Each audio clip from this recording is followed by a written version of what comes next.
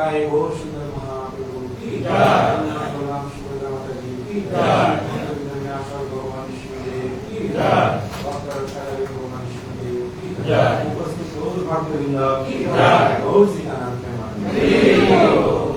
ओम ज्ञानतिमिरन्धस्य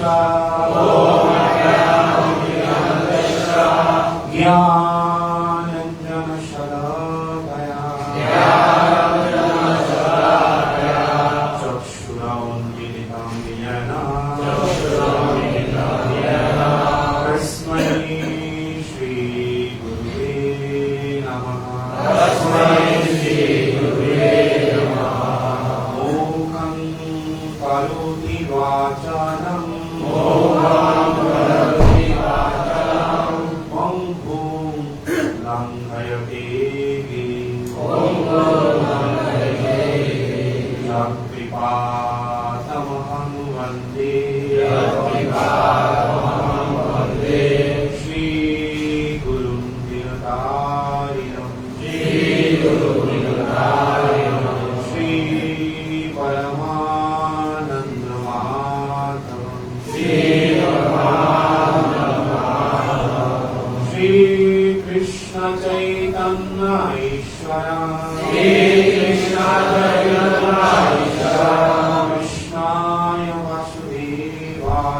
कृष्णाय वासुदेवाय देवकी नन्दनाय नन्दगोपाकुमाराय गोविन्दाय नमो नमः। नारायणं नमस्कृत्वा नरं चैव नरोत्तमं देवीं सरस्वती व्यासं ततो जयं सुधीमहि। ॐ नमो भगवते वासुदेवाय।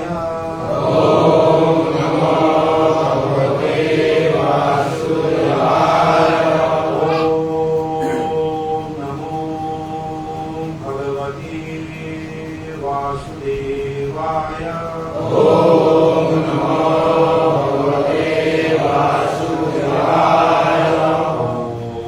नमो भगवते वासुदेवाय।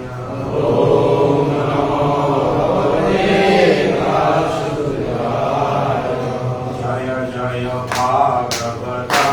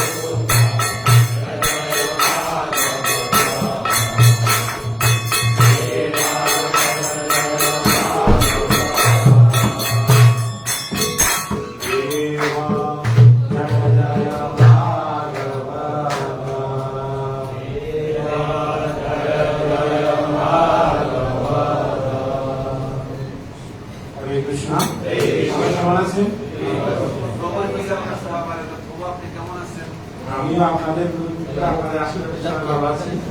আমিও ভালো আছি।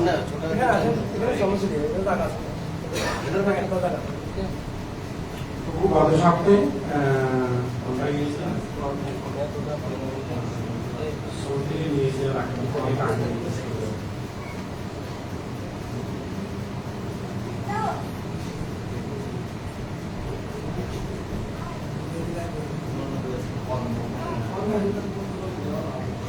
জিজ্ঞেস করবো আমার একটু মাউস করবেন তাহলে একটু সুবিধা হবে।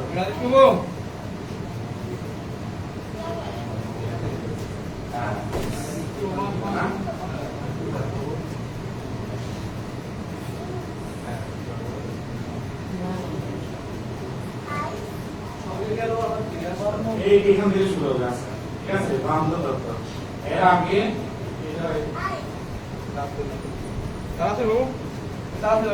ইউএসবিটা কোথায় গেল?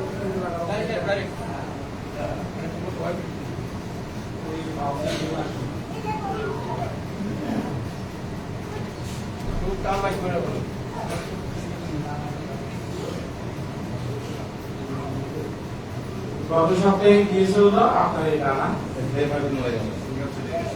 এইটা এইটা একটা করেছে না সৎকর্ম ও কুকর্ম আলোচনা হয়ে গেছে না? Yes? আমি জিজ্ঞাসা করছি ইউএসবিটা লাগাতে হবে তো। এরকম আপনার ইউটিউবে আছে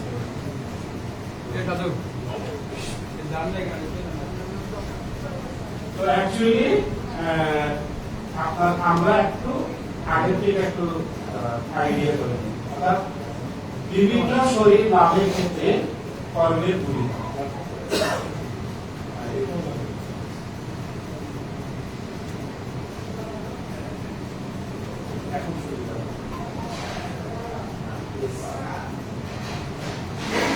বিভিন্ন শরীর লাভের ক্ষেত্রে কর্মের ভূমিকা। হরে কৃষ্ণ। সর্বপ্রথমে অ্যাকচুয়ালি আমি আমার জন্য আজকে নতুন, যদিও অনেক বছর পরে মাতাজি মানে দর্শন হয়, অর্থাৎ সেই দীর্ঘ কত বছর হবে 2002 সাল, ঠিক আছে? 2002 সালে যখন মাতাজি আসছিল নতুন, তো ওনার গৃহে আমার প্রথম সৎসঙ্গ শুরু হয়। অর্থাৎ যেখানে আমাদের গুরু ভাই ছিল আপনারা জানেন, বলভদ্র গুরুদাস অর্থাৎ বাদল সাধু, চিনেন? যারা পুরানো তারা অবশ্যই চিনেন। তো এই বাদল সাধু আর হচ্ছে আমাদের বাবুল সাধু, তো দুইজনে এক জায়গায় কি ছিল, মানে রুম ছিল। তো রুম নিয়ে আসছিল, অ্যাকচুয়ালি বেসিক্যালি উনি রুম নিয়েছিল ওখানে, পরে বলভদ্র প্রভু যায়। তো সেখানে 2002 সালে সম্ভবত, আমি যদি মাসটা না ভুলি তাহলে এপ্রিল মাস হবে। আমি ফেব্রুয়ারিতে এসেছি, আসার দ্বিতীয় মাসে মানে ভক্ত শুরু করার সুযোগ হয় আমার। তো মাসের থেকে এসেছিল আমাদের প্রবীণ ভক্ত, প্রচারক ভক্ত মাধব কৃষ্ণ দাস গুরু, অর্থাৎ যার বর্তমান বাড়ি হচ্ছে অর্থাৎ শ্রীরামপুরের শীতলপুর। তো উনি প্রথমে প্রচারে আসেন। তো সেখান থেকে আমার ভক্তি জীবনের শুরুয়াত হয়, অর্থাৎ জগন্নাথজি আর বাবুল সাধু, অর্থাৎ এখন বলজীবন গোপাল দাস। প্রভুজি অ্যাকচুয়ালি তখন সেই কেটে পরিচয়। তো অনেক মানে সময়ের ব্যবধানে, সময়ের পরিপ্রেক্ষিতে আবার যাই হোক সৌভাগ্য হয়েছে সাক্ষাৎ অনেক বছর পরে দর্শন হওয়ার। তো মাতাজিকে আমরা 3 বার হরিবল বলে, এটা আমার পক্ষ থেকে, আপনাদের পক্ষ থেকে তো আজকে যে ধারাবাহিক যে আমরা আলোচনা করে আসছি বিভিন্ন শরীর লাভের ক্ষেত্রে কর্মের ভূমিকা। তো একটু এর আগে আমি অনেকবার, অর্থাৎ এই ক্লাসগুলিতে অনেকবার বলেছি যে বিভিন্ন শরীর লাভের ক্ষেত্রে কর্মের ভূমিকা। এই শরীরটা আমরা লাভ করেছি, কেন লাভ করেছি? পূর্বজন্মে কৃতকর্মের ফল। হ্যাঁ, পূর্বজন্মে কৃতকর্মের ফল। ওকে, পূর্বজন্মে কৃতকর্মের ফলে আমরা লাভ করেছি। বেসিক্যালি এই শরীর ছাড়াও, অর্থাৎ এই শরীরটা ব্যতীত আমরা অন্য কোনো শরীরও প্রাপ্ত হতে পারবো, ठीक है? अगर हम लोग ये शरीर छोड़ के दूसरा कोई शरीर हम लोग प्राप्त कर सकते हैं, लेकिन जब हम लोगों को दूसरा कोई शरीर हम प्राप्त किया है, तो दूसरा शरीर में हम अर्थात तो ब्रह्म जिज्ञासा, मतलब मैं कौन हूँ और भगवान कौन है, और मेरा साथ में भगवान का क्या संबंध है, क्या रिश्ता है, क्या नाता है, ये हम नहीं पूछ सकते है ना। पूछ सकते दूसरा और कोई शरीर मिलने से पूछ सकते हैं, लेकिन सृष्टि का एक कानून है, क्योंकि मनुष्य शरीर में ये प्रश्न जिज्ञासा करने के लिए अवसर है, मतलब हम पूछ सकते जिज्ञासा कर सकते, लेकिन अन्य कोई शरीर, दूसरा कोई शरीर हमको, कोई जानवर का शरीर हो, एक ही बात हम कह सकते हैं मनुष्य शरीर को है, दूसरा कोई ये 84 लाख जूनी के अंदर बाकी 80 लाख दुनिया में कोई भी शरीर हमको प्राप्त हो और हमको मिले, तो दूसरा शरीर में हम ये जिज्ञासा नहीं कर सकते। और बेसिकली ये मनुष्य शरीर का महत्वपूर्ण विषय है। महत्वपूर्ण विषय क्या है? जैसे हम ये हमारा शरीर के अंदर कोई भी मनुष्य शरीर में कितना इंद्रिया है? 5 कर्म इंद्रिया, 5 ज्ञान इंद्रिया है। तो ये जो हमको चैप्टर था, जो विभिन्न शरीर लाभ करने के लिए कर्म का क्या भूमिका होता है, আমরা যদি অন্য কোনো শরীর লাভ করতে চাই তাহলে সেখানে আমাদের কর্মের ভূমিকা অবশ্যই আছে না, কর্মের ভূমিকা অবশ্যই রয়েছে। কেমন কর্মের ভূমিকা? এখন এই শরীরটা জাস্ট আমি আপনাকে সহজভাবে আপনাদেরকে একটা উদাহরণ দেওয়ার চেষ্টা করবো। এই শরীরটা একটা কিসের মতো? জমির মতো। এটা শরীরটা কিসের মতো? জমির মতো। কিসের মতো? জমির মতো। আপনি ওই জমিতে আমরা যেভাবে চাষাবাদ করবো সেই হিসাবে কি ফসল উৎপন্ন হবে, রাইট? বুঝতে পারছেন? যদি করবো পানি করবো, অর্থাৎ ওই শরীরে আমরা যেভাবে চাষাবাদ করবো সেই হিসাবে আমাদের কি হবে? ফসল উৎপন্ন হবে। এখন আমরা এই জমিতে যদি ধান লাগাই তাহলে ধান উৎপন্ন হবে, গম লাগালে গম উৎপন্ন হবে। ঠিক এই শরীরটা কি চাষাবাদের জন্য একটা উপযুক্ত জায়গা। এখন আমি ছোটবেলা থেকে যদি হরিনাম জপ করি তাহলে আমার হরিনামের চেতনা আমার এই শরীরের মধ্যে কি মানে প্রভাবিত হবে, মানে এই শরীর দ্বারা হরিনামের দ্বারা প্রভাবিত হয়ে আমরা ভালো কর্ম করার জন্য কি হবে? আমাদের মনে সেই প্রেরণা আসবে, অর্থাৎ করার জন্য সেই সামর্থ্য, ইচ্ছা শক্তি উৎপন্ন হবে। কিন্তু যদি এই হরিনাম বাদ দিয়ে বা অন্য কোনো কিছু আমরা যুক্তি অবলম্বন করে আমাদের মূল্যবান সময়কে যদি আমরা অপচয় করি তাহলে কি হবে? আমাদের অন্তিমে আমাদের সেই ভগবত চেতনা কখনো উৎফুল্লিত হবে না। কেন হবে না? কারণ সৃষ্টির একটা কারণ রয়েছে। কারণ আমরা এই মনুষ্য শরীরে ভগবানকে ডাকার জন্য আমাদের কি শক্তি রয়েছে? বাক শক্তি। বাক শক্তি মানে কথা বলা শক্তি, শব্দ উচ্চারণ করা শক্তি। কিন্তু এই মুখে যদি আমরা ভগবানের কথা উচ্চারণ না করে অন্য কোনো কিছু যদি উচ্চারণ করি, তো শাস্ত্রে কি বলছে?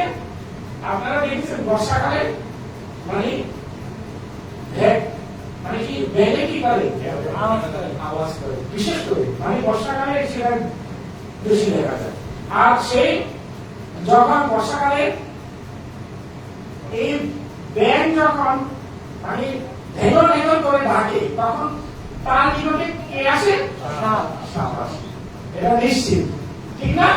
তাহলে সে অনুরূপ ভাবে আমরা যদি ভগবানের কথা না বলে অন্য কোনো কিছু কথা বলি তাহলে মৃত্যুরূপী মহাগ্রাস সাপ আমাদেরকে গ্রাস করার জন্য খুব নিকটে বসে রয়েছে, ঠিক না? আমাদের নিকটে আছে না?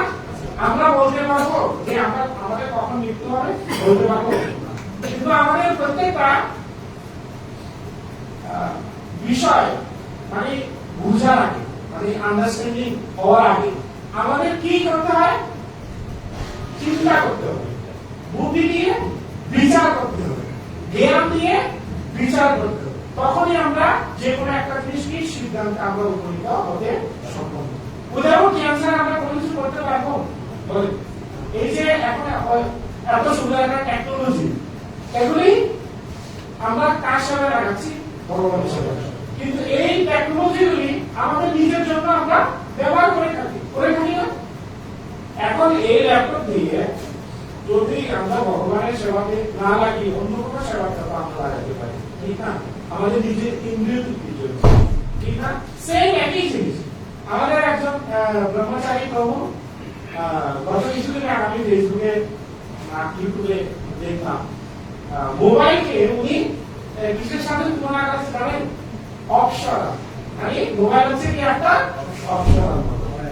আসলে উনি অনেকগুলি যুক্তি উপস্থাপন করেছেন। বেসিক্যালি ঠিক আছে, এই মোবাইলটা দিয়ে আমরা ভগবানকেও জানতে পারি অথবা নিজের ইন্দ্রিয় তৃপ্তিও করতে পারি, এখানে কোনো বাধা নেই। কিন্তু যে মোবাইল বানিয়েছে তার উপরে ডিপেন্ড করেছে, কিন্তু যে ব্যবহারকারী তার উপরে সবকিছু ডিপেন্ড করেছে, ঠিক না? ঠিক সেই অনুরূপ ভাবে এখানে আমরা শরীর লাভের ক্ষেত্রে কর্মের অনেক অনেক ভূমিকা রয়েছে। আমরা যদি ভালো কর্ম করি তাহলে আমরা ভালো ফল প্রাপ্ত হব, আর খারাপ কর্ম করলে খারাপ ফল প্রাপ্ত হব। এখন এখানে সৎকর্ম ও কুকর্ম দুইটি কথা আলোচনা হয়েছিল। দুইটি শিশু একই দিনে জন্ম হলো, মানে এটা আমি পুরো বলবো না, দুইটা শিশু কি একই সময়ে জন্ম হলো। তো একটা শিশু, প্রতিটি শিশুর পিতামাতা অত্যন্ত প্রথম শিশুটির পিতামাতা অত্যন্ত ধনী সুশিক্ষিত। তাদের প্রথম সন্তানটির জন্য কয়েক বছর উৎকণ্ঠার সঙ্গে প্রতীক্ষা করেছেন। অবশেষে এই সন্তান লাভ করেছেন। সুন্দর, হৃষ্টপুষ্ট, উজ্জ্বল বলের আকর্ষণীয় একটি ছিল, যার মধ্যে উজ্জ্বল ভবিষ্যতের সম্ভাবনা সুস্পষ্ট। সত্যি ভাগ্য এই পিতার প্রতি অত্যন্ত সদয় হাসি এসেছে। দ্বিতীয় শিশুটির আবির্ভাব সম্পূর্ণ ভিন্ন এক জগতে। সে এমন এক হতভাগিনী মায়ের গর্ভে জন্মিয়েছে, সে গর্ভবতী অবস্থাতে স্বামীর পরিত্যক্তা হয়েছে। চরম দারিদ্র্যের জন্য সেই মায়ের ও তার নবজাত সন্তানটিকে লালন পালনের আগ্রহ হারিয়ে দিয়েছে।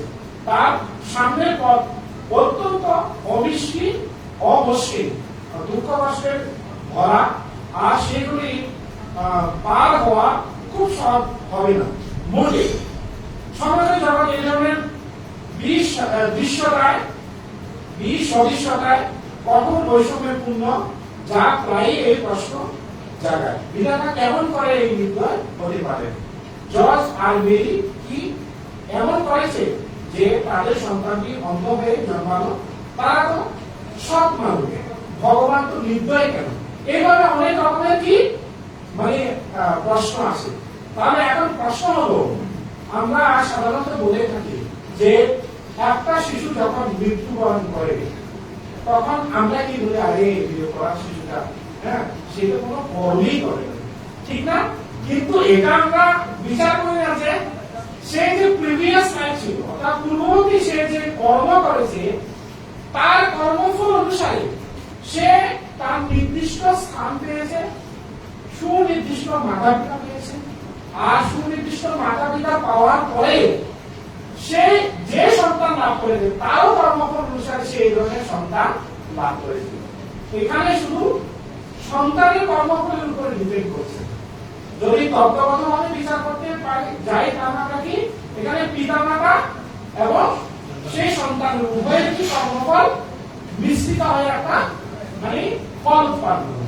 তো এখানে প্রশ্ন হতে পারে, যে ছেলেরা মনে করেন জন্মিবার কিছুক্ষণ বা কিছুদিন পর্যন্ত তার স্থিতিকাল ছিল, বা মনে করেন জন্মবার পরে সে অনেক অসুস্থ, আইসিইউতে যে ছিল, মনে করেন 5 দিন 6 দিন, এরপরে মারা গেল। তো আমরা কি বলি সাধারণত আগে শিশুরা এবং মারা গেল, ঠিক না? আমরা সাধারণত এটাই বলে থাকি, ঠিক না?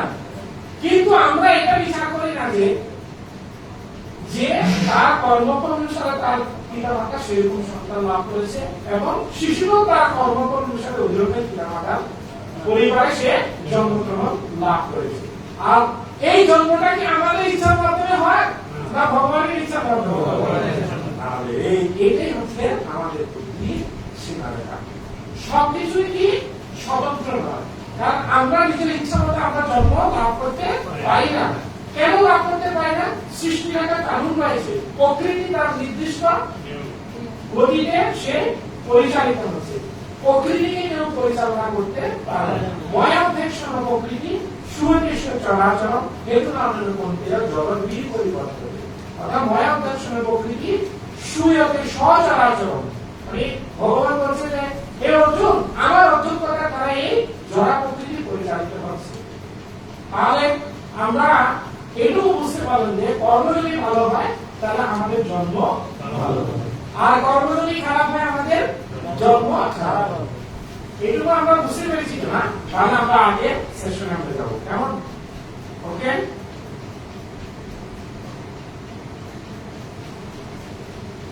হরে কৃষ্ণ কৃষ্ণ কৃষ্ণ হরে হরে, হরে রাম রাম রাম হরে হরে।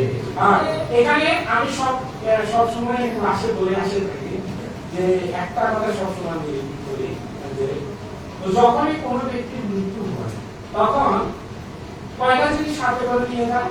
তিনটা। হ্যাঁ, আপনি বলেছেন তিনটা। আর আমাদের দেখি তো কয়টা জিনিস সাথে করে নিয়ে যায়? কাজল গুরু তো সঠিক আনসার হয় নাই। পাঁচটা। কারা কারা পাঁচটা বলে না করে নিয়ে? পাঁচটা। ওকে, কেউ বুঝে উঠিয়েছে, কেউ ওদের না বুঝিয়ে উঠিয়েছে। যারা উঠিয়েছে সবাইকে ধন্যবাদ। পাঁচটা কি কি? মন, বুদ্ধি, অহংকার,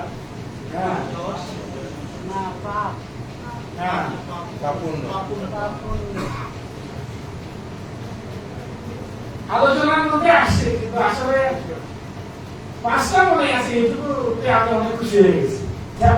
আর বাকিগুলো বলার প্রয়োজন নেই, ঠিক আছে?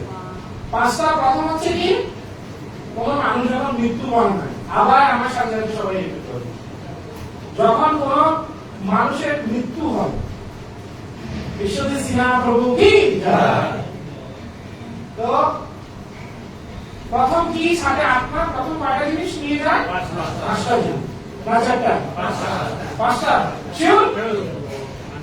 মানে কনফিডেন্স আছে। Very good. প্রথম হচ্ছে পাপ ও পুণ্যের ফল। প্রথম কি? পাপ ও পুণ্যের ফল। আর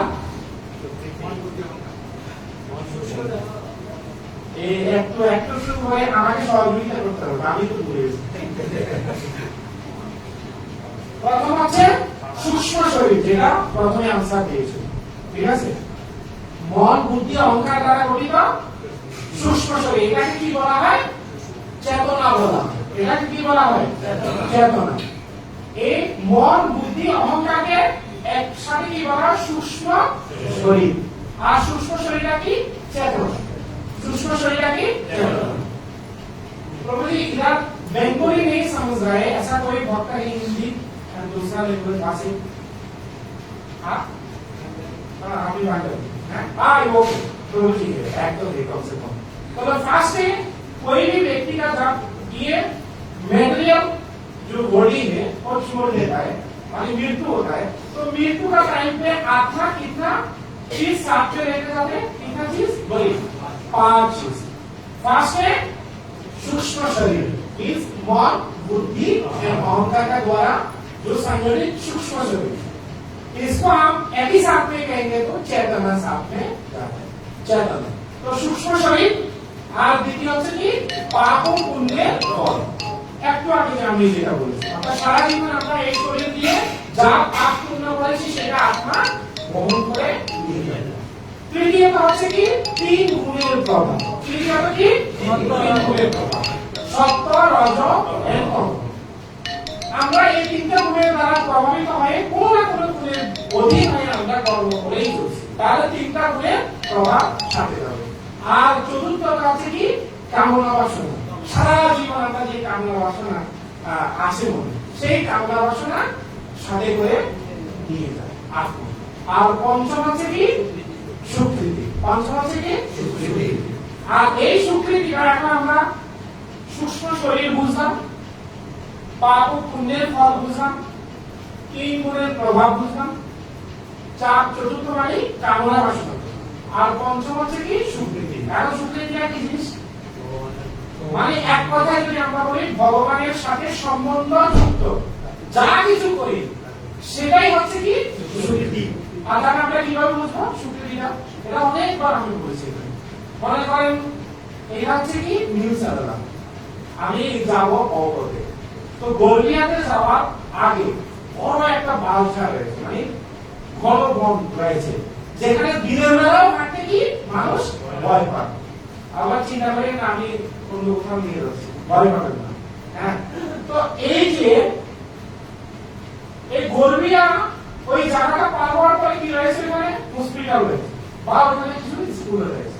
তো এখন এই ঘন বনের ওপারে একজন ব্যক্তি দাঁড়িয়ে আছে, বা এখানে একজন ব্যক্তি দাঁড়িয়ে, যে কোনো একটা সাইড নেই, অসুবিধা নেই। এখানে মনে হয় এইদিকে গর্বিয়া, এইদিকে অর্থাৎ এই ঘন বনের এইদিকে একটা ব্যক্তি দাঁড়িয়ে আছে।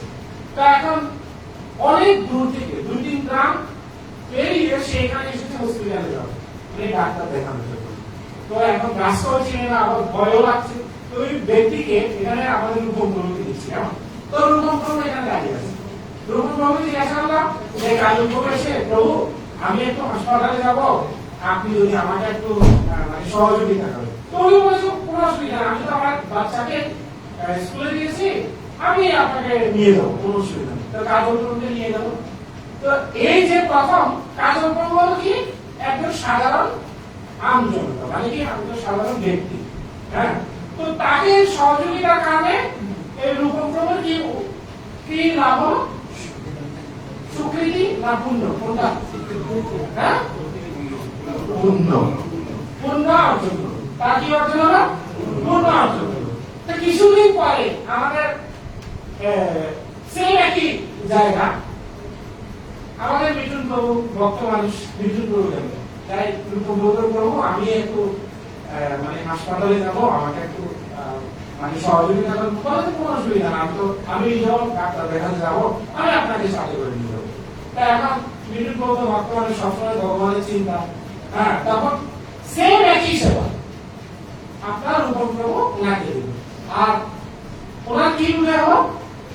স্বীকৃতি। কেন? পূর্ণ এবং স্বীকৃতির মধ্যে পার্থক্যটা বোঝার জন্য আমি স্টোরিটা বলছি। পূর্ণ এবং স্বীকৃতি। পূর্ণটা কি হয়?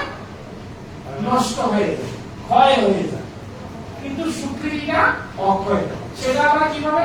কারণ স্বীকৃতি হচ্ছে ভগবানের সাথে ডাইরেক্ট সম্বন্ধযুক্ত, আর ভগবানের সাথে সম্বন্ধযুক্ত যা কিছু আমরা করি সেখান থেকে কিছু উদয় হয়, স্বীকৃতির উদয় হয়।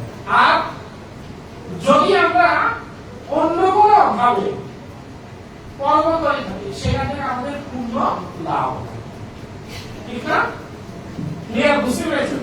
তাহলে এখন 5টার মধ্যে 4টা কি হয়? নষ্ট হয়ে যায়, এই শরীরের সাথে সম্বন্ধযুক্ত একটা, কিন্তু সর্বশেষ আছে কার সাথে সম্বন্ধযুক্ত? ভগবানের সাথে। এখন আমরা যে যা কিছু করছি এটা কিসের সাথে সম্বন্ধযুক্ত? তাহলে এটা কি ক্ষয় হবে না অক্ষয় হবে? তো কারা কারা অক্ষয় জিনিস লাভ করতে চান? শরীরে কেমন লেগেছে? আমাকে খুশি করার জন্য বলছেন না? হ্যাঁ, বুঝতে পারছেন? তো এটাই হচ্ছে আমাদের বুদ্ধির সীমাটা। যখনই আমরা এই জ্ঞান দিয়ে, এই বুদ্ধি দিয়ে যখন আমরা বিচার করতে সক্ষম হব, তখন আমরা নির্ণয় করতে সক্ষম হব কোনটা ভালো, কোনটা মন্দ, কোনটা আমাদের জন্য অনুকূল, কোনটা আমাদের জন্য প্রতিকূল। এই জন্য শাস্ত্রে বলা হয়েছে যে আনুকূল্যেষু সংকল্প প্রতিকূল্যেষু বর্জনম, মানে যেটা কৃষ্ণ ভক্তির অনুকূল সেটা আমরা গ্রহণ করবো, আর কৃষ্ণ ভক্তি যেটা প্রতিকূল সেটা আমরা বর্জন করবো। এটাই হচ্ছে আমাদের মানে বুদ্ধির সীমারেখা হওয়া উচিত। এতটুকু ক্লিয়ার? তাহলে আজকের প্যারাগ্রাফে আমরা পড়াশোনা করছি ভ্রান্ত তত্ত্ব। একটি পাপময় জীবনের বিনিময়ে অনন্তকাল নরকবাস। আমাদের প্যারাগ্রাফের নামটা কি সবাই স্ক্রিনে একটু দেখেন, দেখে কোনো অসুবিধা হচ্ছে না তো? দেখা যাচ্ছে বিজনেসের ভিডিও করতে আছে? হ্যাঁ, ওকে। তো একজনে কয়েকটা লাইন করুন প্রথম দিকে, মাঝখান থেকে একজনকে আমি বলবো, মাঝখান থেকে কে করতে পারবেন? হ্যাঁ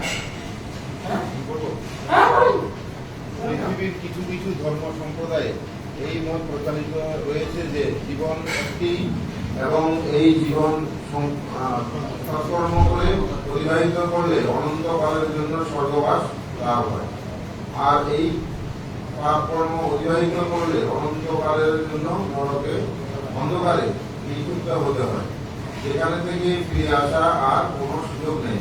কিন্তু এটি কেবল ধর্মীয় অন্ধতা ছাড়া পৃথিবী নয়, কেননা জীবন একটি নয়।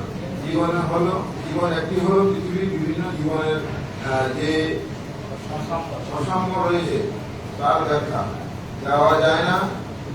বিধাতার পক্ষপাত দুষ্ট হয়ে পড়েন, তাছাড়া কেউ সম্পূর্ণভাবে পাপী নয়, আবার পরিপূর্ণভাবে সৎকর্মকারীও খুবই বিরল। সুতরাং তাদের পূর্ণ ও পাপের ফল লাভ করবে কিভাবে? স্পষ্টই সংবেদনশীল ভগবত সচেতন মানুষের কাছে এই ধরনের চরম বিচারের ব্যবস্থাটি ঈশ্বরীয় থেকে বরং আসরিক ধরনের মনে হয়। এটা কি সম্ভব যে মানুষও যখন অন্যের প্রতি করুণা বা প্রদর্শন করে থাকে তখন ভগবানের মধ্যে এইরকম অনুভূতি নেই? তিনি নিষ্করুণ, তিনি নিষ্করুণ। যখন অন্যদের প্রতি করুণা দয়া প্রদর্শন করে থাকে তখন ভগবানের মধ্যে এইরকম অনুভূতি নেই। তিনি নিষ্কর্ম।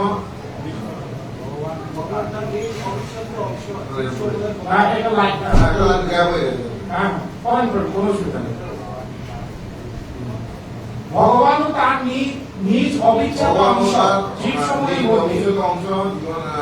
সময়ের মধ্যে যে শাশ্বত প্রেমের বন্ধন রয়েছে, ওইসব অযৌক্তিক ধর্মীয় শিক্ষা বা পরিপন্থী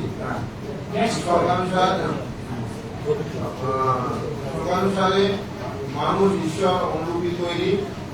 Man is made in the image of God. সমস্ত গুণাবলী ভগবানের মধ্যে পূর্ণতার পরম মাত্রা পর্যন্ত থাকতে পারে। ওকে, নেক্সট আমি বলছি। এর মধ্যে একটি গুণ হচ্ছে করুণা। একটি সংকীর্ণ মানব জীবনের শেষে অনন্তকাল নরকে দগ্ধ হওয়ার এই ধারণা অনন্ত করুণা অধিকারী একজন পরম পুরুষের ধারণার সঙ্গে আদৌ সঙ্গতিপূর্ণ নয়। এমনকি একজন সাধারণ পিতাও তার পুত্রের জীবনকে সুন্দর করার জন্য ওই পুত্রের অনেক ভুল ক্ষমা করেন, একাধিক সুযোগ তাকে দিয়ে থাকেন। ভগবান পূর্ণ, সুতরাং তার গুণাবলী পূর্ণ। এরকম একটি গুণ হচ্ছে তার করুণা। ভগবান পরম করুণাময়, সেই জন্য কোন জীবকে তিনি অনন্ত নরক বাসের শাস্তি দিতে পারে না। বৈদিক শাস্ত্রে বারবার ভগবানের করুণা পরতার কথা বলা হয়েছে। ভগবান প্রত্যেক জীব হৃদয়ে অবস্থান করেন এবং তাদের সমস্ত আকাঙ্ক্ষার কথা জানেন। সেজন্য তাদের উপলব্ধির বিকাশের জন্য তিনি তাদের ওইসব আকাঙ্ক্ষাগুলি চরিতার্থ করার সুযোগ দেন। প্রকৃতপক্ষে ভগবানের করুণার কোন অবধি নেই। শ্রীকৃষ্ণ আমাদের সহিত প্রত্যেক জীবাত্মাকে তিনি ভালোবাসেন, তাই তিনি অসীম করুণাময়। আমাদের যোগ্যতা না থাকলেও তিনি আমাদের বারবার সুযোগ দান করেন, যাতে আমরা আত্ম-উপলব্ধির স্তরে উপনীত হয়ে জন্ম মৃত্যু চক্র অপরিধি লাভ করে পুনর্জন্মের তত্ত্ব অনুসারে, এমনকি একজন কুক্রিয়া আসক্ত ব্যক্তিও যদি সামান্য একটু সৎকর্ম করেন, শ্রীকৃষ্ণ তার বিস্মৃত হন না, তিনি তার সঞ্চিত রাখেন। এরূপ সম্পূর্ণ 100 ভাগ পাপী নয়। তেমনি কোন জীবাত্মা যদি সামান্য একটু পারমাত্মিক উন্নতি করে সেটি ধ্বংস হয় না, পরজন্মে তাকে আরো পারমাত্মিক উন্নতি করার জন্য অধিকতর উন্নত সুযোগ সুবিধা দেওয়া হয়, যাতে করে সে অন্তর্নিহিত চিন্ময় গুণাবলী বিকশিত করার সুযোগ পায়। এইভাবে ভগবত চেতনা লাভ করলে তার আর জলদেহের প্রয়োজন হয় না। সেই শ্রীকৃষ্ণের কৃপায় চিন্ময় জগতে তার মৃত্যু আলোয় ফিরে যান। দেখেন, আমি এগুলো যে অর্থাৎ যে বিষয়টা নিয়ে মানে ব্যাখ্যা প্রদান করার চেষ্টা করেছি, সেই বিষয়গুলি এই প্যারাগ্রাফে সুস্পষ্টভাবে কি ফুটে উঠেছে। মানে কোন ব্যক্তি যে কর্মের, এই প্যারাগ্রাফের নাম কি ভ্রান্ত তত্ত্ব। আমাদের মানে একটা ভ্রান্ত তত্ত্ব হয়েছে কি একটি পাপময় জীবনে বিনিময়ে অনন্তকাল নরকে বাস করতে হবে। মানে কি, মানে এটা হচ্ছে ভুল তত্ত্ব। মানে অনেকে আমরা মনে করি কি একটা পাপ কর্ম করেছে আমরা সারা হাজার হাজার বছর আমি নরকে পতিত হতে হবে, এটা সঠিক তত্ত্ব নয়। এখানে বলেছে যে কোন মানুষ পূর্ণরূপে মানে 100% পাপী হবে, আবার 100% পুণ্যবান ব্যক্তি হবে। তাহলে পাপ পুণ্য মিশ্রিত হয়েছে। কিন্তু যখন কোনো ব্যক্তি একটু সৎকর্ম বা ভগবানের এরকম একটু কর্ম করে তখন আমরা ভুলে যাই, কিন্তু ভগবান সেই তার কর্মের কথা ভুলে যায়। বুঝতে পেরেছেন? ক্লিয়ার? এই জন্য আমরা এই ভ্রান্ত ধারণা থেকে আমরা বেরিয়ে আসতে পারবো তখনই যখন আমরা এরকম সাধু সঙ্গে এসে ভগবত কথা আমরা শ্রবণ করার জন্য নিজেকে যুক্ত করবো। তখনই। আর এখন ঠিক আছে, আপনি আসতে পারবেন না, আপনি মোবাইলে দেখেন, এখন ফেসবুক লাইভ চলছে, হ্যাঁ আপনি দেখতে পারবেন, ঘরে বসেও দেখা যাবে। এখন তো মানে অত্যাধুনিক প্রযুক্তি ব্যবহার করে ভক্তিকে আমরা এগিয়ে নিতে সহজে সক্ষম করি, ঠিক না? আমি এখানে বসে আছি, কিন্তু হাজার লক্ষ লক্ষ কিলোমিটার দূরেও সে আমার মানে কি বচন সবাই শুনতে পাবে, আমাদের সবার বচন শুনতে পাবে, কিন্তু একটা জিনিস শুনতে পাবে না। সেটা কি জিনিস? সেটা কি জিনিস? সে কি জিনিস শোনা যাবে না?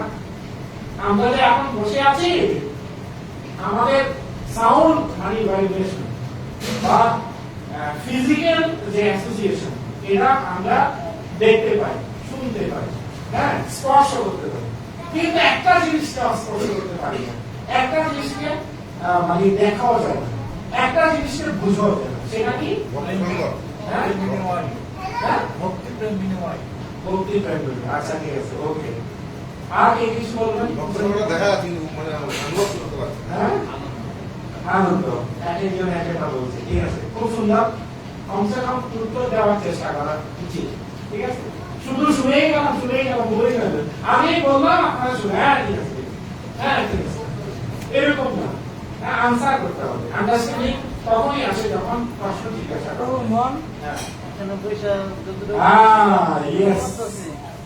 এই জিনিসটা আমি মানে বলার আমার আনসারটা আমাদের হরিপ্রভু বলছে, হরিদাস প্রভু।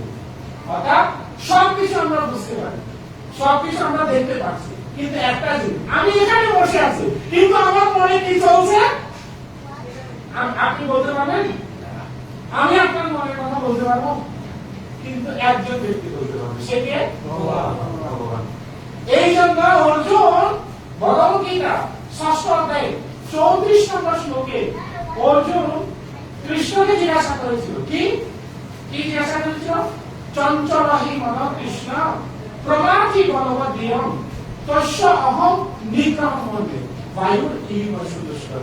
হে কৃষ্ণ, মন এত চঞ্চল, মন এত প্রবল, আমি বায়ুকে কন্ট্রোল করতে পারি, সক্ষম হই, কিন্তু মনকে কন্ট্রোল করার জন্য আমি সক্ষম নই।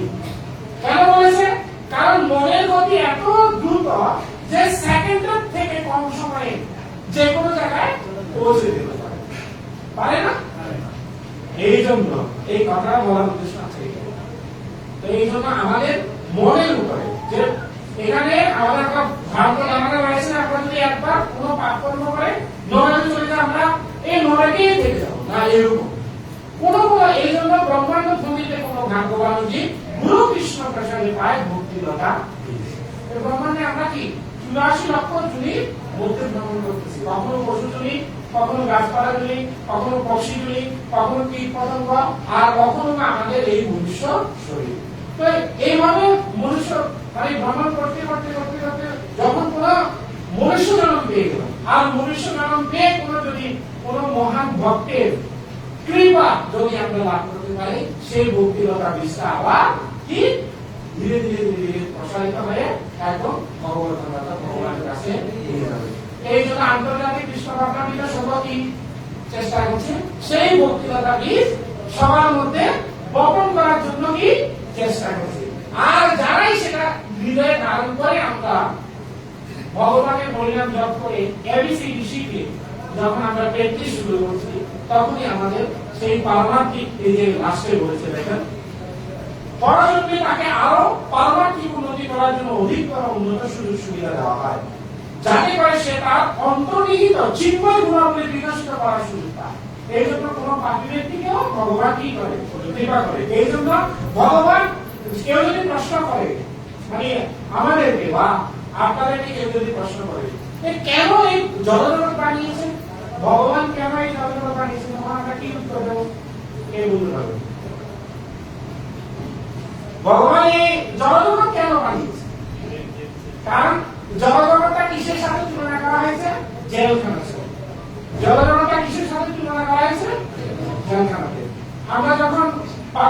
করি, চুরি করি বা অপরাধমূলক কোনো কাজ করি, তখন আমাদেরকে সেই দেশের রাষ্ট্র কর্তৃপক্ষ কি করে? জেলে সোরপত করে, জেলে পাঠায়। আর জেলে কেন পাঠায়? যেন সংশোধন হয়ে আবার পুনরায় সেই কাজটা না করে। এই জন্য এই জনজগৎরূপী জেলখানাটা হচ্ছে এটা একটা চার দেওয়ালের কয়েদের মতো। আর এখানে কেন আমরা প্ল্যান করেছি? কারণ ভগবানের সাথে যে প্রতিজ্ঞাবদ্ধ হয়ে এসেছিলাম সেই প্রতিশ্রুতি আমি রক্ষা করি। এই জন্য পাপ কর্ম করার পরে সেই পাপ কর্মের ফল ভোগ করার জন্য ভগবান এই জড়জগৎকে সৃষ্টি করেছে। এটা হচ্ছে একটা কারণ। আর দ্বিতীয় কারণ হচ্ছে এই যে ভুলটা সংশোধন করে যেন আবার পুনরায় ওনার আলোয় অর্থাৎ ভগবানের ধামে যেন ফেরত যেতে পারি, এই জন্য ভগবান জড়জগৎ সৃষ্টি করেছেন। তাহলে মুখ্য কয়টা কারণ? দুইটা কারণ। প্রথম কারণ হচ্ছে সাধা ভোগ করার জন্য, আর সেবা করার মাধ্যমে সংশোধন হয়ে যেন ভগবানের কাছে ফিরে যেতে পারি। এগুলি মেমোরিতে রাখেন। এবং আজকে কিন্তু আমি কোশ্চেন করবো। আর এই সব বলি আর বক্তব্য করতে কতক্ষণ সময় লাগবে? আমার আজকের ক্লাসের সময়সীমা শেষ। আমাদের আজকে মন্দিরের ভক্তদের সাথে আমার একটা বিশেষ মিটিং হয়েছে। এই জন্য আমি চিন্তা করছি যে 2টার আগে কমপ্লিট করার জন্য। ঠিক আছে? সবাই রাজি তো? তো সবাই তো খুশি হয়ে গেছে আজকে আরো বেশি আগে সব পাওয়া যাবে। হ্যাঁ, ঠিক না? না, মাঝে মাঝে একটু বই ধরে একটু হাসতে হয়, কারণ কৃষ্ণরামের সাথে সাথে একটু আনন্দ করতে হয়। না হলে কি বলবে, আরে পুরো শুধু বলেই যাচ্ছে। তো এতটুকু ক্লিয়ার হয়েছিল না? তাহলে আমরা বুঝতে পারলাম যে ভ্রান্ত তত্ত্ব নাকি যে পাপ কর্ম করে সে সারা জীবন শুধু নরকেই থাকবে। ভগবান তাকে কোনো না কোনো ভাবে সেই সুযোগ পুনরায় আবার একটা সুযোগ প্রদান করে, যে সুযোগের মাধ্যমে আমরা ভগবানের সাথে এবং পারমার্থিক জীবনকে যেন আমরা যেখান থেকে শেষ করে দিয়েছি। আমি আপনাদেরকে একদম কি 100% বিশ্বাসের উপরে ভয় করে একটা কথা বলতে চাই। কি কথা শুনবেন আপনারা? এখানে যারা আজকের সময় এই সময়ে আমরা উপস্থিত হয়েছি, প্রত্যেকে আমরা এই দিনটাতে পূর্বজন্মে কোনো না কোনো ভালো কর্ম এবং ভগবানের সাথে আমরা যুক্ত ছিল। সেই অমীমাংসিত অবস্থা থেকে আবার ভগবান আমাদেরকে সুযোগ করে দিচ্ছেন যেন আমরা ভগবানের নামে ভগবানের সাথে সেই ঠিক নয় যাওয়া সম্পর্ককে আবার কি যুক্ত হতে পারে, সম্পর্কে যুক্ত হতে পারে। এই জন্য ভগবান বারবার কি সুযোগ দিচ্ছে। কিন্তু এই সুযোগের হাত ছাড়া যারা করবো, আমাদের অগ্রগতি যারা কখনো উদ্যোগী কারা কারা উদ্যোগী চায়? অনেকে চিন্তায় পড়ে গেছে। আরে কমসে কম জগন্নাথ ভগবান নরসিংহের সামনে যদি আমরা একবার হাত উঠাই, ভগবানকে অ্যাকসেপ্ট করব। আমি এই যে কিছুক্ষণ আগে কি বলেছি, যদি সামান্যতম কি নয় পবিত্রম না স্বস্তি কতবায় অনবিদ্যতে স্বল্প মতিরস্য ধর্মস্য প্রায়তে মহত্ব ভয়া। যদি আমরা ভগবানের নিমিত্ত একটা তুচ্ছ সামান্যতম ধর্ম অনুষ্ঠান করে থাকি, সেই অনুষ্ঠানটাকে উপলক্ষ করে ভগবান মৃত্যুর সময় মহাকাল ভয় কিনা আমাদেরকে রক্ষা করবে।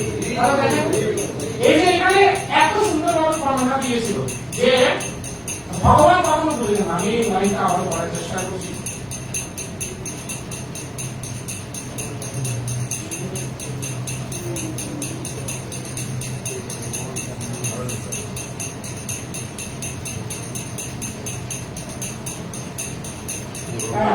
আমি একটা জিনিস আলোচনা করতে ভুলে গেছি যে ভগবানের করুণা। এই দেখেন, ভগবান পূর্ণ, সুতরাং তার গুণাবলী পূর্ণ। এরকম একটি গুণ হচ্ছে তার করুণা। ভগবান যদি আমাদের উপরে করুণা না করে, আমরা কখনো আমাদের মঙ্গল হবে? আমরা কখনো ভগবানকে লাভ করতে সক্ষম হব? কখনো। এই জন্য ভগবানের করুণাময় আমরা সবাই, কিন্তু পরম করুণাময় সবাই হতে পারি না। কারণ পরম করুণাময় মানে কি? যার উপরে আর কোনো করুণা থাকে না। করুণা পরম করুণা, করুণা পরম করুণা। বুদ্ধি সুবুদ্ধি, বুদ্ধি সুবুদ্ধি। বুদ্ধি সবার কাছে আছে, কিন্তু সুবুদ্ধি সবার কাছে নাই। করুণা সবার কাছে আছে, পরম করুণা সবার কাছে। আর পরম করুণা তখনই হয় যখনই কোন একজন জনজাগতিক ব্যক্তিকে আপনি যখন পারমাত্মিক জ্ঞান দেওয়ার জন্য করুণা করবেন, সেটা হচ্ছে কি পরম করুণা। সেটা হচ্ছে কি পরম করুণা। আর এই পরম করুণাটা কারাই দিতে পারে?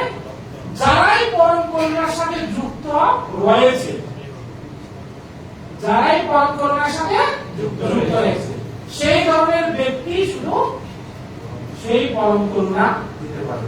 পরিবেশ করবো কোনো জিজ্ঞাসা? ঠিক আছে, বুঝতে পেরেছেন? কেমন? তো এখন আমরা আর একটু এই প্যারাগ্রাফটা আমরা নেওয়ার চেষ্টা করব যে জড় অস্তিত্বজাত দুঃখ দুর্দশা। প্যারাগ্রাফটার নাম কি? জড় অস্তিত্বজাত দুঃখ দুর্দশা। কেউ যদি কেবল সৎকর্ম অর্থাৎ ভগবত প্রদত্ত আইন শাস্ত্রবিধি লঙ্ঘন না করে কৃতকর্ম, অর্থাৎ সৎকর্মটা কি না, ভগবত প্রদত্ত আইন এবং শাস্ত্রবিধি লঙ্ঘন না করে যে কর্ম করি সেটা হচ্ছে কি সৎকর্ম। সৎকর্মটা কি এক কথায় আমরা বুঝি কি ভগবানের নির্দেশ অনুসারে আমরা যা কিছু করি সেটা হচ্ছে সৎকর্ম, আর ভগবানের নির্দেশের বিপরীতে যা কিছু করি সেটা হচ্ছে অসৎকর্ম বা কুকর্ম বলতে পারি। ঠিক আছে, তো এখানে আমি একটা বিষয় আজকে আলোচনা করব, মানে খুব একটা গুরুত্বপূর্ণ একটা বিষয়, যেটা আমাদের মনে অনেকের মনে হয়তো প্রশ্ন রয়েছে, এটা আমি লাস্টে বলবো। সেই সৎকর্ম সৎকর্ম করে চলে, সেই সৎকর্ম যাতে ফল ভোগ করার জন্য বারবার দেহ ধারণ করতে হবে। পুণ্যকর্মের ফলে কেউ যদি সর্বলোকে উন্নীত হয়, আবার অবিনিষ্ট সুখ উপভোগের সুযোগ পায়, তবুও সে নিরাপদ হতে পারে না, কেননা স্বর্গীয় জীবন শাশ্বত নয়, সেখান থেকে আবার ফিরে আসতে হবে। স্বর্গীয় সুখ ভোগের শুরু রয়েছে, শেষ রয়েছে, আরেকটি দেহ গ্রহণের অর্থ হচ্ছে পুনরায় আর একবার জন্ম। জন্ম মৃত্যু জলাদেহিক অসহনীয় এই কষ্টগুলি কেমন আমরা আলোচনা করে দেখতে পারি। বাইরে থেকে দেখলে খুব সহজ মনে হলেও এই জলজগতে একটি জলদেহ জন্মগ্রহণ করা জীবাত্মার জন্য মোটেই এক প্রমোদ ভ্রমণ কিংবা বনভোজনের যাত্রার মতো নয়। মাসের পর মাস দুটি মাতৃজঠরে সামান্য একটু জায়গার মধ্যে আবদ্ধ হয়ে থাকে। ওই ছোট্ট গলির মধ্যে মাসের মাস তাকে অবিরাম চাপ সহ্য করতে হয়। এই চাপ তাকে ধনুকের মতো বাঁকা করে রাখে। ওই সময় জরায়ু বা তার বাইরে গাত্রের সংলগ্ন কৃমির উপদ্রবে ওই শিশুর সারা শরীর চুলকায়, কিন্তু কিছুই তার করার থাকে না। সে কাঁদতে পারে না, কেননা তখন শ্বাসক্রিয়া বন্ধ থাকে। মাতা যখন খুব তিক্ত ঝাল কটু খাবার খায়, সে খাদ্যের ঝাঁজে তার গায়ে প্রাধান্য হয়। বেদের বর্ণনা অনুসারে মাতৃগর্ভে 10 মাস ধরে এতই কষ্ট তাকে পেতে হয় যে তার পূর্বজন্মের স্মৃতি তখন কিছু যদি তার থাকে তা বিলুপ্ত হয়ে যায়। তার গত জন্মের নাম ঠিকানা পরিচয় সে সম্পূর্ণ ভুলে যায়। মৃত্যুকালে মানুষ কেমন যন্ত্রণা অনুভব করে মহামণি কপিল তার মাতৃ দেবী দেবহূতির কাছে তা বর্ণনা করেছেন। সেই রুগ্ন অবস্থায় ভিতরে বায়ু চাপে তার চক্ষু কি করে বেরিয়ে আসে এবং কফের দ্বারা তার শ্বাসনালী রুদ্ধ হয়ে যায়। তার নিঃশ্বাস নিতে তখন খুবই কষ্ট হয় এবং তার গলা দিয়ে গড়গড় শব্দ বের হয়। এইভাবে অসংযত ইন্দ্রিয় দ্বারা কুটুম্ব ধর্মের ব্যক্তি তার আত্মীয় স্বজনকে এইভাবে ক্রন্দন করতে দেখে গভীর দুঃখে তার প্রাণ ত্যাগ করে। সে অসহ্য বেদনায় অচেতন হয়ে অত্যন্ত করুণ অবস্থায় মৃত্যুবরণ করে। ভাগবত 3 স্কন্ধ 30 অধ্যায় 16 এবং 18 নম্বর শ্লোক। জীবাত্মা তার জলদেহটি বাস করায় এই অভ্যস্ত হয়ে পড়ে যে সে ওই দেহ জীর্ণ হয়ে গেলেও ত্যাগ করতে চায় না। সেই জন্য জলা প্রকৃতির নিয়ম তাকে জোর করে ওই দেহ থেকে বের করে দেয়। ঠিক যেমন কেউ তার নিজ গৃহ হতে বিতাড়িত হতে চায় না, তেমনি জীবাত্মা জলদেহ থেকে নিষ্ক্রান্ত হতে চায় না। বিতাড়নের চেষ্টা হলে জীবাত্মা অসহায় ভাবে প্রতিরোধের চেষ্টা করে। এই জগতে দেখা যায় যে এমনকি ক্ষুদ্রাতি ক্ষুদ্র কীট পতঙ্গ তাদের জীবন বিপদাপন্ন হলে মৃত্যু এড়ানোর জন্য বিস্ময়কর সব কলাকৌশল প্রদর্শন করে থাকে, কিন্তু এই জগতে ব্যবহারিক প্রতিটি জীব জন্য মৃত্যু অমুক, কেউ মৃত্যুকে রোধ করতে পারে না। মৃত্যুকালীন অসহনীয় যন্ত্রণা অনুভূতিকে এড়ানো যায় না। বুঝতে পেরেছেন?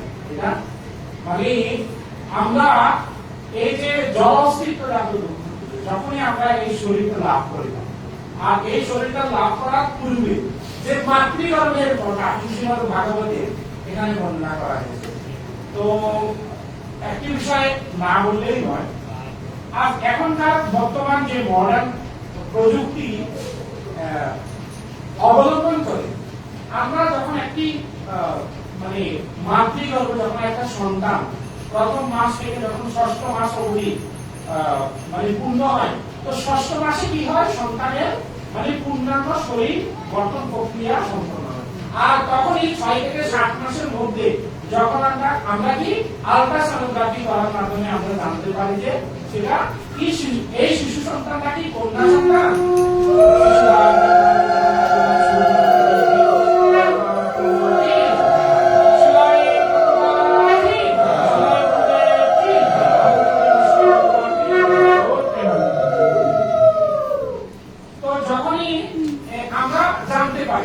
কিন্তু আজকে থেকে এই ভাগবত রচনা করেছে কত 5000 বছর পূর্বে। 5000 বছর পূর্বে আপনার কোনো এই ধরনের কোনো মেশিনারি ছিল, যান্ত্রিক কোনো কিছু ছিল ছিল, কিন্তু তখন কিভাবে জানতো? তখন ছিল মন্ত্র শক্তি। তখন কি ছিল? মন্ত্র শক্তি। তখন মন্ত্র উচ্চারণের মাধ্যমে মাতৃগর্ভে কি চলছে, সন্তানের কি অবস্থা, সেই মন্ত্র উচ্চারণের মাধ্যমে সবকিছু জানতে। কিন্তু এখন সেই শুদ্ধ মন্ত্র উচ্চারণ করার মতো ক্ষমতা আমাদের নেই, যার কারণে সেই টেকনোলজিটা অ্যাপ্লাই করে সেই মন্ত্র শক্তিটা কি আপনার একটা মেশিনে রূপান্তর হয়েছে। আর ওই মেশিন দ্বারা আমরা এখন বুঝতে পারছি সেটা ছেলে সন্তান হবে নাকি কন্যা সন্তান হবে, পুত্র সন্তান হবে কি কন্যা সন্তান হবে, আমরা জানতে সক্ষম। কিন্তু এখানে দেখেন এত সুন্দর একটা বিষয় আলোচনা করেছে যে সবকিছু কি নির্ধারিত হয় আমাদের এই শরীরটাকে কেন্দ্র করে। আর এই শরীরে মানে এখানে আপনারা একটু যারা যারা লক্ষ্য করেছেন দেখেছেন, যখন মাতৃগর্ভে যখন একটা সন্তান থাকে তখন সে অসহায়তার মধ্যে থাকে, ঠিক আছে? সেখানে মানে কৃমি তাকে কাটতে থাকে, বিভিন্ন রকমের সমস্যা। আর মাথাটা কি থাকে, মানে নিম্নগামী থাকে না ঊর্ধ্বগামী থাকে? নিম্নগামী থাকে, মানে মাথাটা নিচে দিকে থাকে। আপনারা দেখেছেন, এখন তো ইউটিউবে দেখতে সবকিছু পাওয়া যায়। কিন্তু ওই সময়ে দেখেন কি একটা কঠিন অবস্থা, সেই কঠিন অবস্থা থেকে কিন্তু সে বেরিয়ে আসতে চায় না, কিন্তু তাকে প্রকৃতি বাধ্য করে আসতে। আর যখনই আসার পূর্বে যখন সপ্তম মাসে যখন আত্মা এবং পরমাত্মার মধ্যে কি হয়, মানে কনভারসেশন, মানে কি প্রশ্ন জিজ্ঞাসা হয়, তখন বলছেন প্রভু আমি এই জম্বুদ্বীপে যাবো না, এই পৃথিবীটার নাম হচ্ছে কি জম্বুদ্বীপ, এই জম্বুদ্বীপে আমি আর যাবো না, সেখানে আমি আগে গিয়েছি। কারণ তখন তাকে ভগবান করুণা করে তাকে সেই স্মৃতি শক্তি প্রদান করে। হ্যাঁ, পূর্বজন্মের যে শক্তিটা মানে স্মৃতি শক্তি তখন ভগবান তাকে প্রদান করে। আর তখনই যে আত্মা পরমাত্মার সাথে কথোপকথন হয় যে আমি সেখানে যাব। বলেছে না কেন যাবে না? তুমি যদি না যাও, এই তোমার মা এত কষ্ট করে 10 মাস 10 দিন তোমাকে এই গর্ভে ধারণ করেছে, আর সেই তুমি কি চাও তোমার মাকে হত্যা করতে? তুমি যদি না চাও তাহলে তোমার মা এই গর্ভধারী মাকে তুমি হত্যা করতে হবে। বলেছে না না, তাহলে তখন কি বলেছে না আমি যাব, তাহলে কি হবে? সবটা একটা থাকে। তখন বলেছে আমাকে, আমি এই জগতে আছি, তবে আমাকে যারা দর্শন করবে তুমি আমার বোঝানা করবে। তাহলে বলেছে প্রভু আমি আপনার দর্শন কিভাবে পাবো? তখন ভগবান বলে যে সাধু ভেষে ঘুরি আমি দেশে দেশে, সাধু ভেষ ধারণ করে আমি সব জায়গায় কি ভ্রমণ করেছি। তো তাদের কাছে গিয়ে তুমি জিজ্ঞাসা করলে আমার দেখা। সাধুরা কি বলে?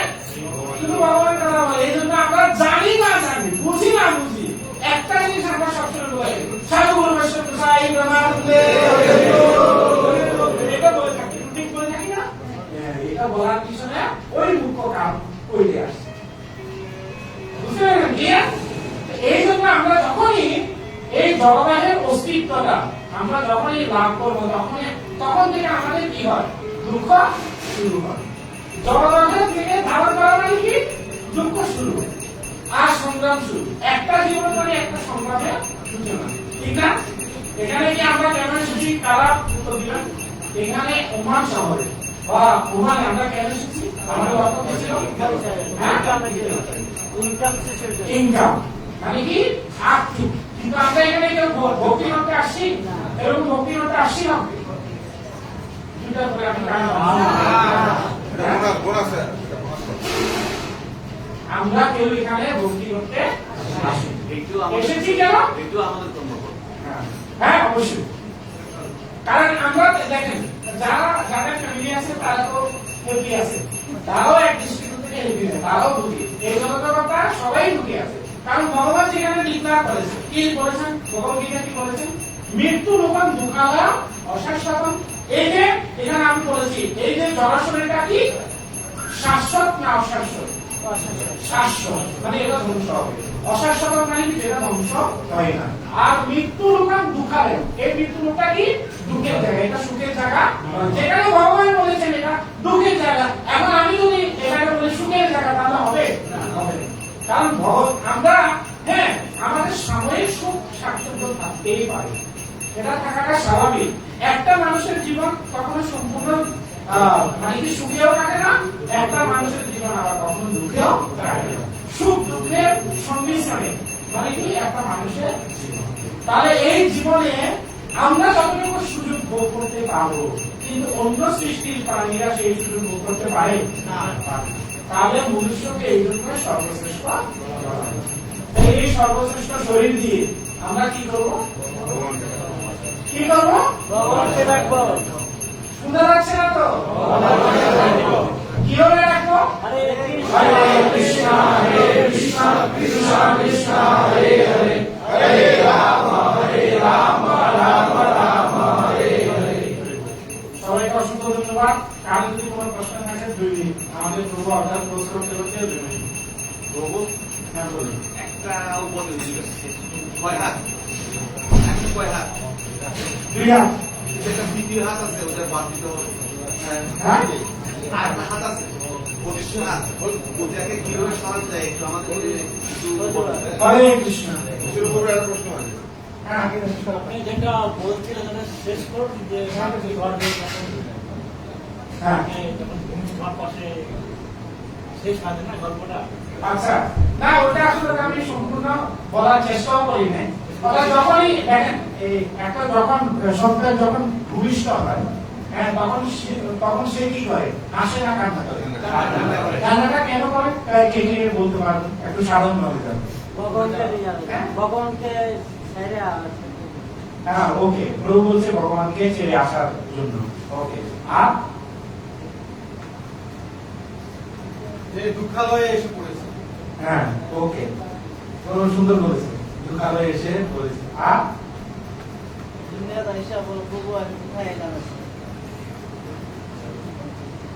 যেগুলো মানে কথা হয়েছে আত্মার সঙ্গে পরমাত্মার সঙ্গে, সে বলছে আমি আর এরা কিছু একটা হবে না।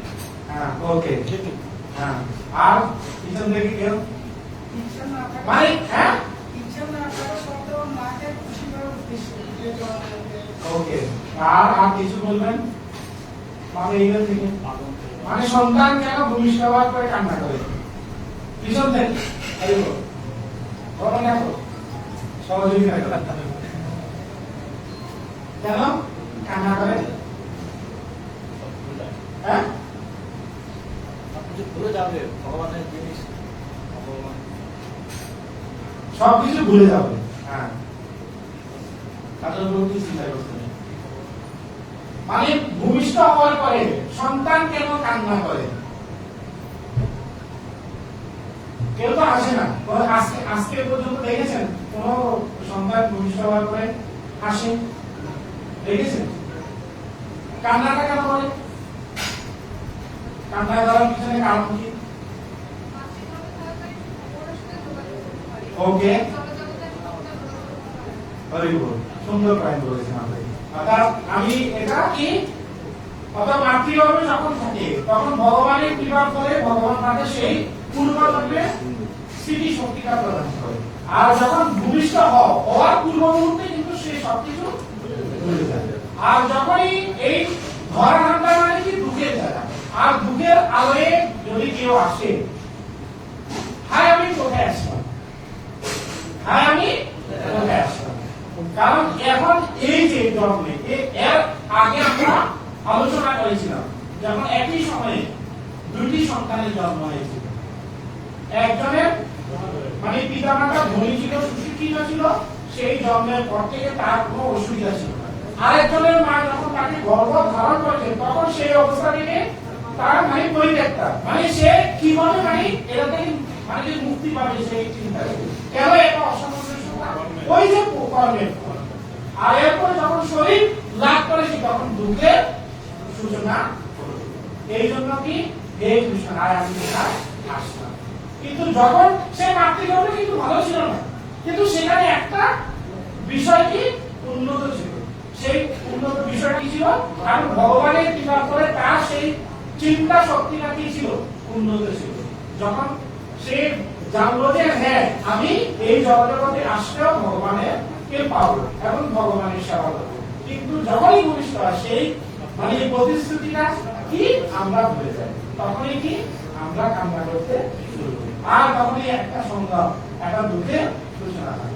এই জন্য এই জগতে কেউ পূর্ণরূপে সুখী নয়। আর সেই ব্যক্তি পূর্ণরূপে সুখী একটু আগে যেটা বলছি যে ভগবানের সাথে নিত্য সম্বন্ধ আছে। কারণ দুঃখ তো আসবে অনাকাঙ্ক্ষিত ভাবে, আমাদের কি না হয়।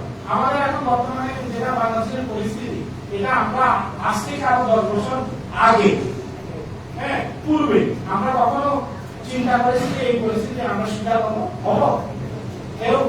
আবার 10 বছর পরে কি হবে সেটাও আমরা বলতে পারবো। তাহলে আমরা যে মানে যেভাবে আছি, যে স্থানে আছি, সেটাকে আমাদের অনুকূল হিসাবে আমাদের গ্রহণ করতে হবে। এই ছাড়া কোনো বিকল্প নাই। আর তখনই একটাই উপায় আছে কি হরে কৃষ্ণ কৃষ্ণ কৃষ্ণ হরে হরে, হরে রাম রাম রাম হরে হরে। শ্রীমদ্ ভগবদ্গীতা দাস কি জয়, শ্রী গীতা সারতত্ত্ব কি জয়, সারতত্ত্ব অনুষ্ঠানে উপস্থিত মহাভাগ্যবান গৌর ভক্তবৃন্দ কি জয়, গৌর প্রেমানন্দ। এই আজকের জন্য এখানে সমাপ্তি। আগামীকাল হচ্ছে ইন্দিরা একাদশী, সবাই একাদশী ব্রত পালন করবেন। যেহেতু আজকে মন্দিরে প্রসাদ পাবেন, রাতে কারো যদি কোনো ব্যবস্থা না থাকে একটা আলু সিদ্ধ, তাহলে একটু সালাদ, একটু সরিষা দিয়ে দেখে বাস মেস থেকে তো অন্য আছে হ্যাঁ বাস পেয়ে যাবেন। তাহলে একাদশী ব্রত পালন করবেন। যারা মনে করেন একদম যাদের শারীরিক অসুস্থতা রয়েছে তারা সকালবেলা যে মেডিসিন নিতে হলে খালি পেটে মেডিসিন নেওয়া যাবে না। তো এই ধরনের কিছু মানে আপনার যে ড্রাই ফ্রুট থাকবে, ড্রাই ফ্রুট এখানে অনেক আছে অ্যাভেলেবল। ফ্রুট পেতে পারেন, সাবুদানা পেতে পারেন, মুংফলি মানে চিনাবাদাম পেতে পারেন, আলু সিদ্ধ, পেঁপে সিদ্ধ এগুলো পেতে পারেন। বা সবজি না, এখানে সানফ্লাওয়ার অয়েল কি অ্যাভেলেবল পাওয়া যায়। এখানে সানফ্লাওয়ার 100% লেখা থাকে, 100% পিওর সানফ্লাওয়ার এটা লেখা থাকে। আপনাদের যাদের ঘি অথবা বাদাম তেল ইউজ করবেন বিভিন্ন রকমের না সবগুলোতে লেখা থাকে না, মানে কিছুদিন অ্যাটলিস্ট থাকে।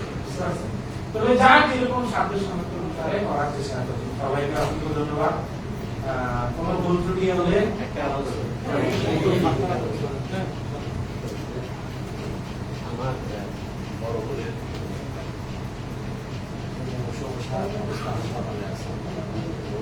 এমনি শারীরিক হাসপাতালে আছে,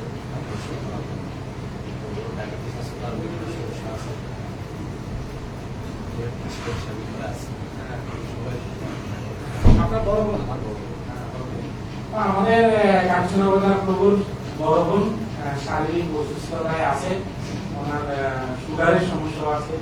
তো হয়তো অপারেশন করতে লাগবে। তো মানে প্রভুর বোন যেন আমার বোনের নাম কি স্মৃতি কর্মকার। তো স্মৃতি কর্মকারের জন্য আমরা সবাই মিলে ভগবান নরসিংহের কারণে আমরা প্রার্থনা করবো যে হরিনাম জপ করে তো যেন উনি খুব তাড়াতাড়ি সুস্থতা হয় এবং আমাদের প্রভু যে চিন্তা এটা যেন হরণ করে ভগবান। ঠিক আছে। আর উপস্থিত যারা আছে তাদের 1 তারিখে একটাই প্রভু দেশে আছে আমাদের নিতাই বলো না সরি আমি কমপ্লিট দেখেন আমি প্রতিভাই এটা ভুল করলাম দৃষ্টিপাত প্রভু একটাই আছে তো আমাদের হরিদাস প্রভু আমাদের বিভমণির প্রভু আর অন্যরা যারাও আগে করে যাচ্ছেন সবাই যেন ছুটি মঙ্গলময় হয়। আর আজকে যারা উপস্থিত আছেন নতুন কেউ আছেন এখানে একদম আজকে এসেছেন প্রভু আপনার নাম কি? হ্যাঁ অখিল দে হরি বল অনেক সুন্দর নাম ভগবান কৃষ্ণ অখিল দে অখিল দে প্রভুকে আরেকজন অতিথি আছে অর্থাৎ ওটা আমি এখানে সোয়ারে থাকতাম আমার সোয়ারের প্রস্তাবে আমার একটি স্টুডেন্ট এখানে সবাতে ক্লাসে কাজে আসছে আর কি এক সপ্তাহ এই মাত্র প্রবেশ করছে অখিল দে না অখিল না অনিরুদ্র অনিরুদ্ধ প্রভুকে আমাদের গুরু মহারাজের আশ্রিত অনিরুদ্ধ প্রভু মাত্র ঢুকছে মাত্র হরে কৃষ্ণ উনি সোয়ারের ভক্ত। তো অনিরুদ্ধ প্রভু অখিল দে এবং আজকে যারা এই গীতা সাপ্তাহিক অনুষ্ঠানে শ্রবণ করেছেন আপনাদের সবার কাছে আমি অত্যন্ত কৃতজ্ঞ। আর যদি আমার বলার মধ্যে কারো কোনো কষ্ট পেয়ে থাকেন এই জন্য ক্ষমা সুন্দর দৃষ্টিতে দেখবেন। তো আপনাদের সার্বিক মঙ্গল কামনা এবং আমাদের বিশেষ করে স্মৃতি মাতাজি যেন সার্বিক আরোগ্য লাভ করে খুব তাড়াতাড়ি দীর্ঘবাদী হয় এই জন্য আমরা সবাই মিলে ভগবানের কাছে প্রার্থনা করবো। আর 5 বার প্রভু বলেছে 5 বার হরে কৃষ্ণ হরে কৃষ্ণ হরে কৃষ্ণ কৃষ্ণ কৃষ্ণ হরে হরে হরে রাম রাম রাম হরে হরে হরে কৃষ্ণ কৃষ্ণ কৃষ্ণ হরে হরে হরে রাম রাম রাম হরে হরে হরে কৃষ্ণ কৃষ্ণ কৃষ্ণ হরে হরে হরে রাম রাম রাম হরে হরে হরে কৃষ্ণ কৃষ্ণ কৃষ্ণ হরে হরে হরে রাম রাম রাম হরে হরে হরে কৃষ্ণ কৃষ্ণ কৃষ্ণ হরে হরে হরে রাম রাম হরে হরে। তো আমি আপনাদের কাছ থেকে 2 থেকে 2.5 মিনিট সময় নিচ্ছি যেহেতু প্রভু অনেক মানে বিনম্রভাবে রিকোয়েস্ট করেছেন। আমি স্পেশালি অর্থাৎ প্রভুর মনের জন্য ভগবান বিষ্ণুদেবের 108 নাম জপ করে ভগবান বিষ্ণুদেবের কাছে প্রার্থনা করছি। আপনারা সবাই মনোযোগ দিয়ে শ্রবণ করবেন। ভগবান বিষ্ণুদেবের অষ্টদশতনাম ওম নমঃ শিবায় নমঃ মহাশিবায় নমঃ দিব্য শিবায় নমঃ মহাবলায় নমঃ উগ্র শিবায় নমঃ ওম মহাদেবায় নমঃ স্তম্ভজায় নমঃ উগ্রলোচনায় নমঃ উগ্রদ্রায় নমঃ ওম সর্বোদ্ভুতায় নমঃ শ্রীমানায় নমঃ যোগানন্দায় নমঃ ত্রিবিক্রমায় নমঃ হারিণে নমঃ কোলাহলায় নমঃ চক্রিণে নমঃ ওম বিজয়ায় নমঃ জয়বর্ধনায় নমঃ পঞ্চননায় নমঃ পরব্রহ্মায় নমঃ মগরায় নমঃ গুরবিক্রমায় নমঃ ওম জলমুখায় নমঃ জলমালিনী নমঃ মহাজলায় নমঃ মহাপ্রভুয় নমঃ নিত্যক্ষায় নমঃ ওম সহস্রাক্ষায় নমঃ দুর্গেশায় নমঃ প্রতাপনায় নমঃ মহাদংশায় নমঃ যুদ্ধপ্রকায় নমঃ ওম চন্দ্রকৌপিনে নমঃ সদাশিবায় নমঃ হিরণ্যকৌশিকদংশিনে নমঃ ওম দত্তদানব ভঞ্জনায় নমঃ গুণভদ্রায় নমঃ মহাভদ্রায় নমঃ বলভদ্রায় নমঃ সুভদ্রাকায় নমঃ করলায় নমঃ বিকলায় নমঃ বিকল্পায় নমঃ সর্বকর্তিকায় নমঃ শিশুমানায় নমঃ দুর্গাত্মায় নমঃ ওম ঈশায় নমঃ ওম সর্বেশ্বরায় নমঃ বিভুয়ায় নমঃ ভৈরবডম্বরায় নমঃ দীপায় নমঃ মচ্ছুতায় নমঃ ওম কবিয়ে নমঃ মাধবায় নমঃ মদক্ষরায় নমঃ মক্ষরায় নমঃ ওম সর্বায় নমঃ ওম বরমালিনী নমঃ বরপ্রদায় নমঃ বিশ্বম্বরায় নমঃ উদ্ভুতায় নমঃ ভবায় নমঃ ওম শ্রী বিশ্ববে নমঃ পুরুষোত্তমায় নমঃ অনকাশায় নমঃ নাকাশায় নমঃ ওম সূর্য জ্যোতিরে নমঃ সুরেশ্বরায় নমঃ সহস্রবাহুয় নমঃ ওম সর্বকায় নমঃ সর্বসিদ্ধি প্রদাকায় নমঃ বজ্রবংশায় নমঃ বজ্রনাথায় নমঃ ওম মহানন্দায় নমঃ পরন্তপায় নমঃ সর্বমন্ত্রে কৃপায় নমঃ সর্বযন্ত্র বিধারণায় নমঃ সর্বতন্ত্র আত্মকায় নমঃ ওম অপেক্ষায় নমঃ শুভেক্ষায় নমঃ ভক্তবৎসর নমঃ বৈশাখ শুক্ল অদ্ভুতায় নমঃ ওম শরণাগত বৎসরায় নমঃ দরকীর্তনে নমঃ পুণ্যাত্মায় নমঃ মহাত্মায় নমঃ চন্দ্রবিক্রমায় নমঃ ওম বেদত্রয়ায় নমঃ প্রভুজায় নমঃ ভগবানায় নমঃ পরমেশ্বরায় নমঃ ওম শিবাশাঙ্কায় নমঃ জগদ্দেবীনে নমঃ জগন্মায় নমঃ জগৎপরায় নমঃ জগন্নাথায় নমঃ মহাকৃতায় নমঃ ওম দীর্ঘবিদ্যায় নমঃ পরমাত্মায় নমঃ পরম জ্যোতিষী নমঃ ওম নির্গুণায় নমঃ ইকেশ্বরিণে নমঃ পরতত্ত্বায় নমঃ পরম ধামায় নমঃ সচ্চিদানন্দ বিগ্রহায় নমঃ ওম ধীরায় নমঃ লক্ষ্মী নিশিরায় নমঃ প্রহ্লাদ বালকায় নমঃ। শ্রী ভগবান বিষ্ণুদেবের 78 শতনাম কি জয়। ভক্তবৎসল বিষ্ণুদেব ভগবান কি জয়। ওম জয়না নরসিংহ, ওম আহবিনা নরসিংহ, মালনা নরসিংহ, বরাহা নরসিংহ, কারঞ্জ নরসিংহ, ভার্গব নরসিংহ, যোগানন্দ নরসিংহ, ওম ছত্রবটা নরসিংহ, ওম পাবন নরসিংহ, জয় জয় শ্রী শ্রী নরসিংহদেব ভগবান কি জয়। बोल प्रेमानंद हरे कृष्णा कृष्णा कृष्णा हरे हरे, हरे राम राम राम हरे हरे। সবাইকে অসংখ্য ধন্যবাদ। महाप्रसादे गोविंदे মহাপ্রসাদে গোবিন্দে नमो ब्राह्मणे वैष्णवे सर्वपूर्ण वतराजा বিশ্বাসে নবজায়তে শরীর বিদ্যাজল জয়ন্তীয় তারেকায় জীবময় তার মধ্যে দীপবতী লোকময় সুধীপতি তাকে দিদা করিল সংসারে কৃষ্ণ বড় দয়াময় পরিবারে বিদ্যালয় সপ্রসাদ অন্ন বিলবায় শ্রী অন্ন অমৃত পাও শ্রী রাধাকৃষ্ণ গুণগাও প্রেমের আকাশ শ্রী চৈতন্য নিতায় জয় মায় জয় নিতায় জয় শ্রীকৃষ্ণ চৈতন্য প্রভু নিত্যানন্দ অদ্বৈত গদাধর শিবাচার্য শ্রী গৌরভক্ত বৃন্দ হরে কৃষ্ণ কৃষ্ণ কৃষ্ণ হরে হরে হরে রাম हरे राम हरे राम